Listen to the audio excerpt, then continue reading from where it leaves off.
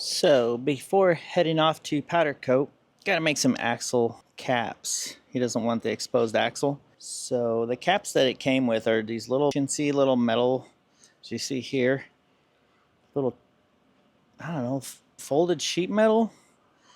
And that's not gonna hold up. They're gonna be rattling, they're gonna be bending. So I'm gonna go ahead and machine some out of aluminum.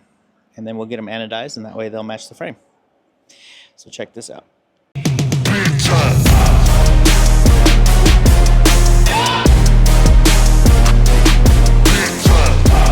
Sorry, bro, but this show's about me. So I cut me a couple of pieces of aluminum, and I got it kind of figured out a little bit.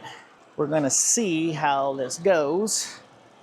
Going to lock this all down, so hopefully nothing moves. Everything's locked down. The biggest thing for me is getting it level and then sitting there and turning it back and forth and adjust it forward and back and left and right and all that stuff to get it centered. I'm sure a machinist is going to go, why didn't you just do this? Oh, because I didn't know how to do that. So this is how I do everything. Like I said, a lot of people brag about how they do everything by hand. Well, I don't do it by hand. I got some machines that help out, but it's all Etch-a-Sketch type of stuff.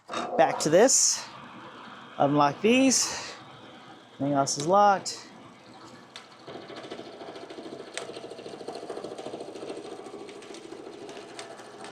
There we go. That's what I was. That'll work. Let me. Yeah. So we'll go down a little bit.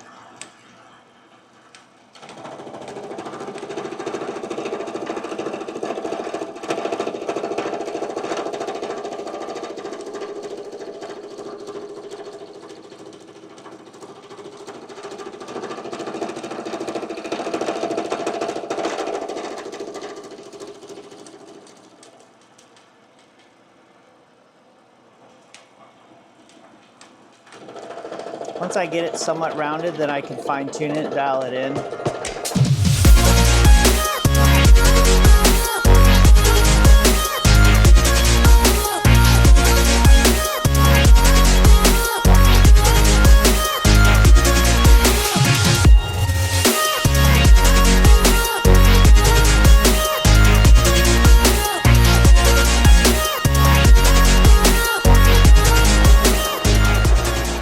And if you notice, it's the two blocks on top of this piece here.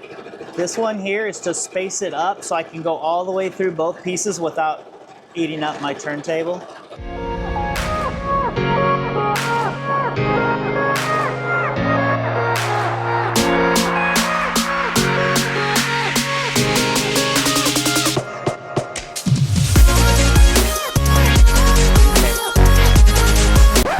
Something moved on me because, well, maybe not.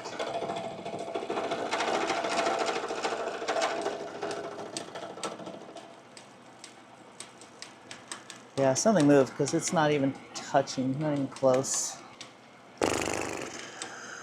Oh my goodness, what moved?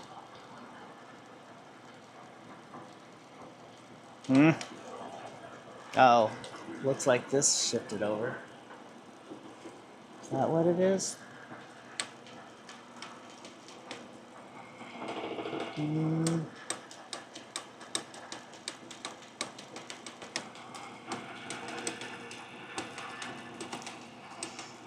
Okay, somehow I got way off, so. Let's just try it. See what happens.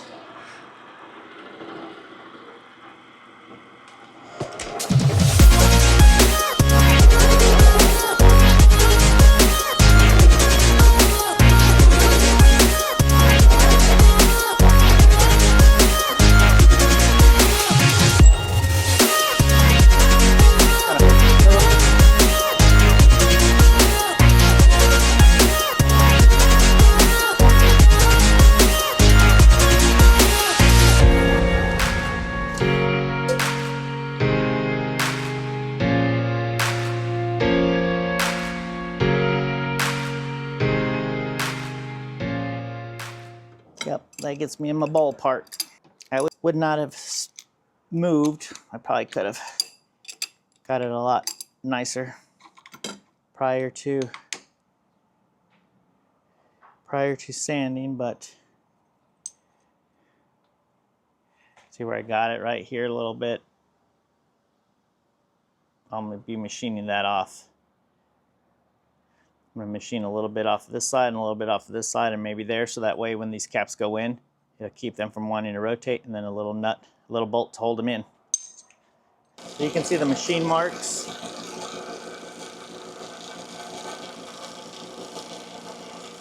With the Scotch-Brite wheel, not wheel, belt. Not pushing hard, you're just basically just going right over the part. I'm not going too close to the edge because it'll round that corner, and I'm not sure that corner's supposed to be rounded. You can see that point. Can you see that part where it's...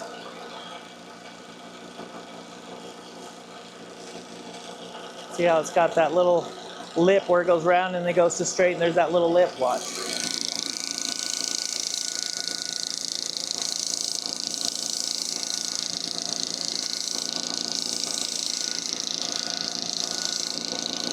Like I said, I'm not putting much pressure.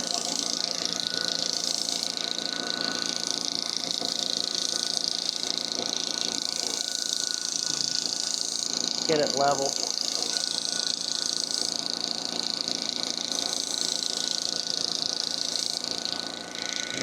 Double check to make sure I'm not taking anything off too much.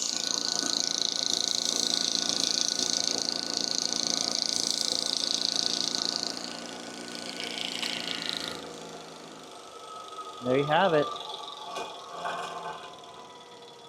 Nice and smooth, no ledge. There's that, and that's where that will go. Right there. And then I'll machine a little. I'll drill a hole and countersink it. So that way when the screw goes in, it'll be nice and flush mount. And I'll put a cool little bevel on it or an edge on it, so that way it doesn't look so big and bulky. There it is. So then I machined down this side, machined a little piece of the edge, machined the front piece, and then down this side of the edge. So now all I got to do is locate where the mounting hole is going to be, which... Oh, did I do it wrong? No, I didn't. So I'll push it back, and with one little bolt in there, it's not going to rattle or anything. I think we've talked about these before. These little guys. What size is this one? Let me get my eyeballs on. This is 8/32. I think it's bigger than that. 10/32. Let me try quarter. That's smaller than quarter 20. These are locating pins. So instead of a center punch, these, I believe I talked about these before. Whoa, almost lost one. So there's like 4 or 5 in here. Oh, nope. So obviously it's a fine thread, so it's going to be the 1032s. So grab the tool. The head's got a little hex piece on it, which you put on there.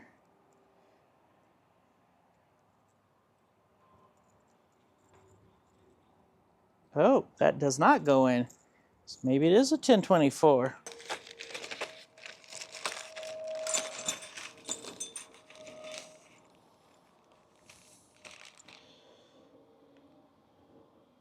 Maybe this was made in China.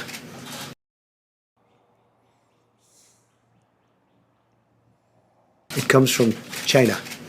That's why. Goes right in there. It's a 1224. I don't have one. Yep, it's 1224, dude. Dang. I don't have one of those. I don't have a blind hole punch thing for that. Ugh. This is horrible. That really stinks. Because I want this to be dead nuts on. And without it, I don't think I can get it there. Let's see. What if we do an 832 and screw it down. Ooh, that might work. I think it's gonna work.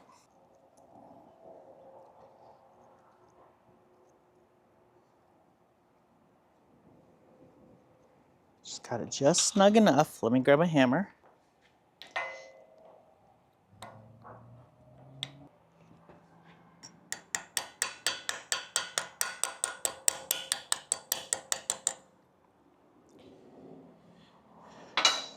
Think I got a little hole on there.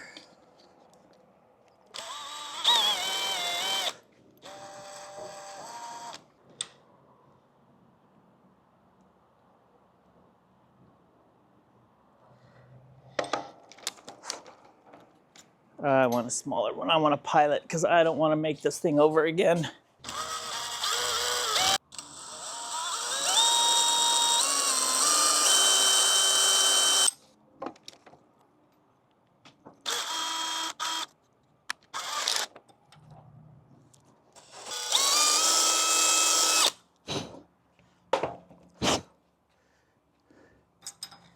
Take this little bad boy out.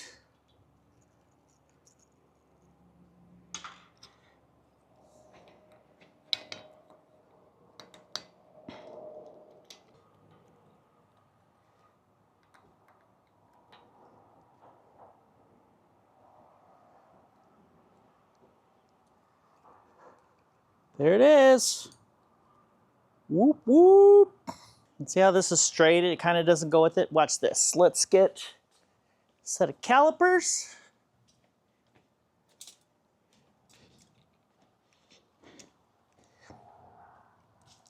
Not even going to use them for anything special, except for this. Lock it down. Throw me a little scribe on here. And you can see we're going to put the scribe. It'll match the radius with the frame. So it'll look pretty good.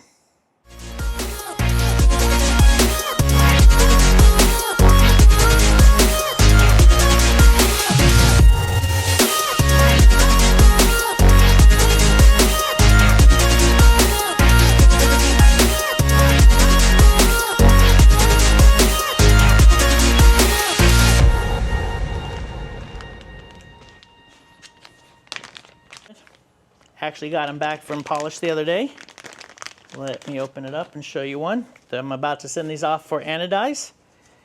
So they'll be black, so they'll match the bike. Axle caps. Made in-house. I even stamp which side they go on. Don't forget to like, subscribe, and leave a comment. We got more content coming to you from the Garley's Garage. Peace!